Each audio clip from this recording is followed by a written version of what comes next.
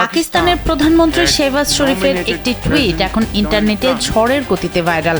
তবে কোনো রাজনৈতিক ঘোষণা নয়, বরং একটি অনিচ্ছাকৃত ভুলের কারণে তিনি এখন নেট দুনিয়ায় হাসির খোরাক। টুইটটির শুরুতে ছিল draft Pakistan's PM message on x, অর্থাৎ নিজের মনের কথা নয়, বরং ড্রাফট করা একটি বার্তা সরাসরি কপি পেস্ট করে বসিয়ে দিয়েছেন তিনি। মূলত এডিট ফিচারের কল্যাণে পাকিস্তানের প্রধানমন্ত্রীর কাঁচা হাতের কপি পেস্টের কারসাজি ফাঁস হয়ে গেছে।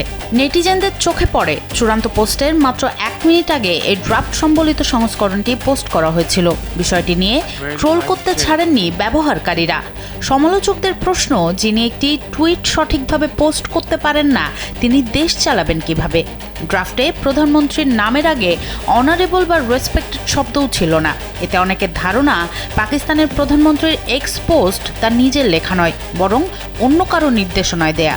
হাসাহাসি চললেও বার্তার বিষয়বস্তু ছিল বেশ স্পর্শকাতর। শেহবাজ শরীফ ট্রাম্পকে যুদ্ধবিরতির সময়সীমা 2 সপ্তাহ বাড়ানোর অনুরোধ করেছিলেন এবং 10 এপ্রিল ইসলামাবাদে আলোচনার প্রস্তাব দিয়েছিলেন। অদ্ভুত বিষয় হলো, পোস্টের পরপরই ট্রাম্প ইরানের সঙ্গে ঠিক 2 সপ্তাহের যুদ্ধবিরতি ঘোষণা করেন। ফলে এই ড্রাফট কোনো স্ক্রিপ্টের অংশ ছিল কিনা তা নিয়ে তৈরি হয়েছে রহস্য।